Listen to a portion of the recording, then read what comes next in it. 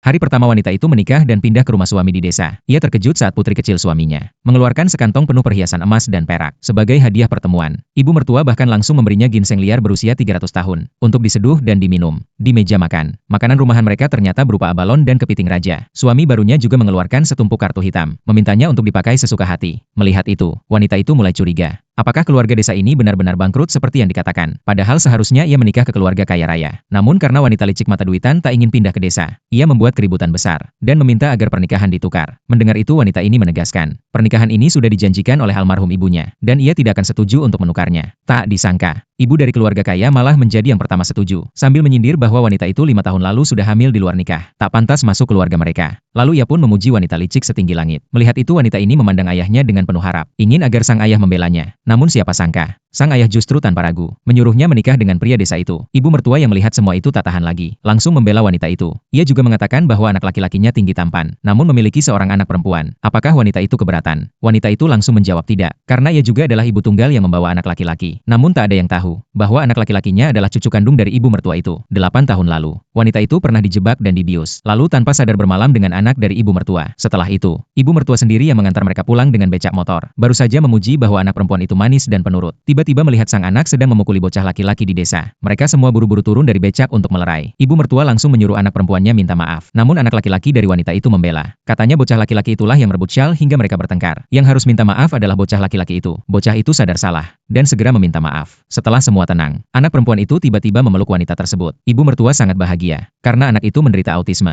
dan biasanya tidak dekat dengan siapapun. Melihat itu wanita itu langsung menyuruh anaknya mengambil hadiah untuk anak perempuan itu. Namun gadis kecil itu justru lari pergi. Saat anak laki-laki itu tampak kecewa, anak perempuan itu kembali sambil menggandeng kakeknya, membawa kantong plastik berisi perhiasan emas dan perak. Wanita itu terkejut melihatnya. Sang kakek pun buru-buru berbohong, mengatakan semua itu hanya mainan untuk menyenangkan cucu perempuannya. Tapi siapa sangka, anak perempuan itu mengeluarkan batu rubi sebesar telur ayam, lalu memakaikannya di leher wanita itu. Kemudian menariknya masuk ke dalam rumah dan menunjukkan tumpukan tas bermerek serta kalung mutiara. Melihat semua itu, wanita itu semakin curiga dengan identitas keluarga ini. Dan saat itulah, pria yang menjadi suaminya pulang ke rumah. Begitu sampai, ia langsung memberikan hadiah pernikahan, sebuah liontin giok warisan keluarga. Melihat itu, ayahnya juga memberikan lukisan. Saat wanita itu membukanya, ia terkejut, karena itu adalah karya asli dari seorang maestro, yang konon sudah berhenti melukis 10 tahun lalu. Sebelum sempat ia bereaksi, ibu mertua juga mengambil ginseng berusia 300 tahun, dan beberapa kartu berlian. Melihat ekspresi bingung wanita itu, pria itu mengira ia tidak suka. Lalu dari celah sofa ia mengambil kartu hitam. Saat wanita itu mengira kartunya kosong, ibu mertua justru memerintahkan, agar semua pin kartu diubah menjadi tanggal lahir wanita itu. Melihat semua itu, wanita itu merasa sangat bahagia dan terharu. Sementara itu di sisi lain, wanita licik yang masuk keluarga